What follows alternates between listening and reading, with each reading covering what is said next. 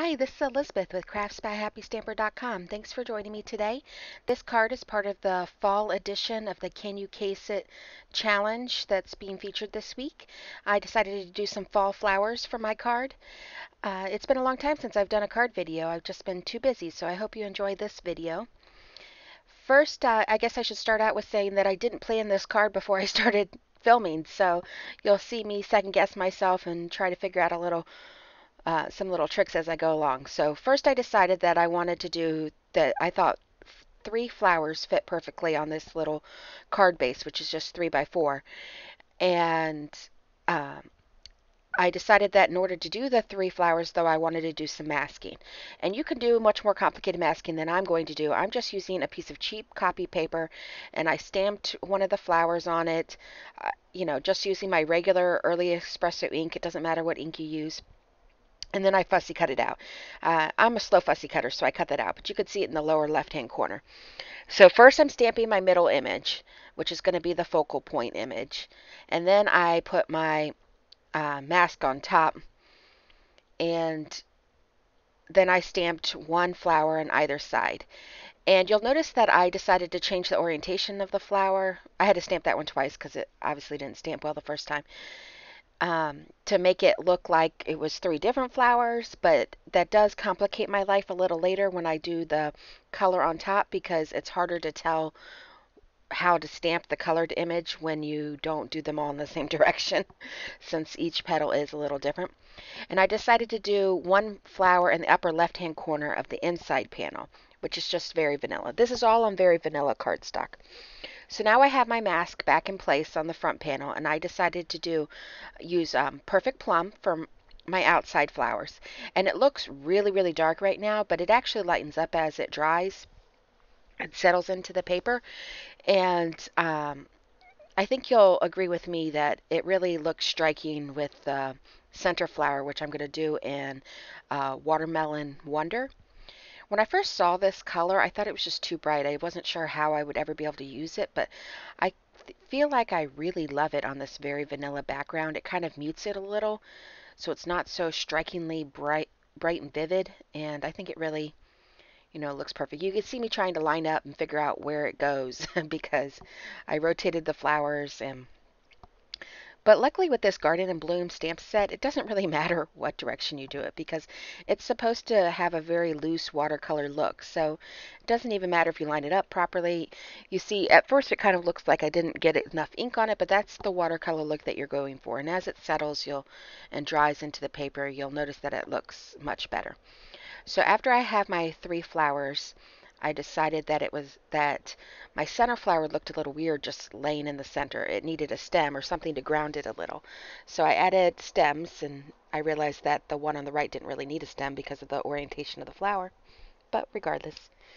So I added a couple stems, and then I decided it was that I needed to add a sentiment, but I wasn't exactly sure where I should put it. So first I thought it would look good on the right, and then I decided it looked better on the left side of the upper right hand panel, and I'm just using Early Espresso ink, which is what I used for the outlines of the flowers and the stem also, so it all matches. Now, after that, I decided to um, bring back the inside panel because I forgot to stamp the inside of it. And I could have just left it with an outline like this, but I decided I wanted a little color. And at first I thought I wanted to use um, Watermelon Wonder, and you could see me trying to figure out the orientation before I ink up the stamp. It took me a little while to figure it out. But then I decided that I wanted to do Perfect Plum because I really wanted that Watermelon Wonder to be, a focal color, that made the card pop, really. And then I just taped it on the inside. You could see that I also stamped because that's just what you are, which is the second part of the sentiment on the inside, but I forgot to film me stamping that. So now I'm attaching the front panel, which you could see I had used it. It was a scrap piece of Very Vanilla, so I had stamped on the back of it already.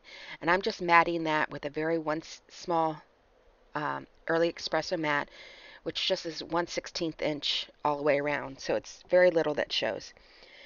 And now at this point I'm thinking, okay, I need a little more color here. It's on the card base. So I decided to cut another panel of Very Vanilla, and this is 5 3/8 by 4 1/8. So it's going to give me a very small border around the card base as well. And I decided that I liked the watermelon wonder color on the flower, so I was going to do some uh, diagonal stripes using the brush strokes background stamp. And normally I stamp upside down, but I thought with the diagonal it would be easier upside up, but then I changed my mind, so you can see me going back and forth there. And I decided to go ahead and do it upside down, which is the way I normally do it. And then you can just press it in with some scrap paper so you don't get ink all over your hands, even though it seems inevitable for me.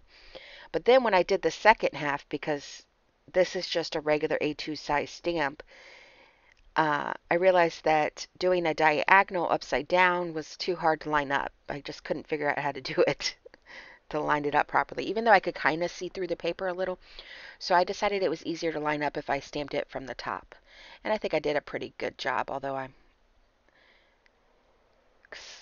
trying to get on camera there. So I just stamped from the top, and I think I did a pretty good job. And this is also a it's called brush strokes, so it has a watercolor look to it also, which matches the Garden and Bloom stamp set really well. And now I'm just adding some snail and attaching it to the card base, which is in Early Espresso. So now, although I liked the way this looked, I thought it needed something a little extra, and I was thinking about, the weekly sales this week. Venetian trim is one of those weekly sales. So I decided to see if I thought that looked good or not. And I decided I liked the look and that I wanted it to wrap around the inside of the card. And you could see me deciding, should I attach it to the back of the front panel or should I attach it to the actual card base?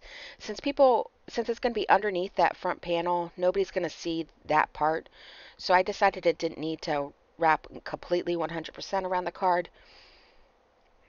See, first I attached it to the front of the panel, and then I was like, okay, I want this on dimensionals. Let's add dimensionals to this panel.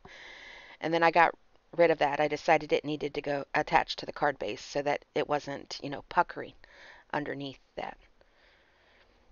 I hope I'm not talking too fast. So I just took the Venetian trim and used glue dots to attach it. I estimated how much space it needed to get all the way around so that it was covered by the front panel, and you could see me trying to attach it relatively straight. And then I just uncovered the dimensionals and attached it. So, and the front panel, which I almost put on upside down, is just centered in the front, and you could see a little bit of the Venetian trim peeking out of the sides of the front, which I think it looks great and helps ground it. And I like the way the top looks with the trim going all around the inside. I think it adds a little extra perk. And I decided that I needed to use my bone folder to smooth out that fold a little bit more. And that's it. It's a pretty simple card. It took me about 20 minutes without editing, although I sped up this video.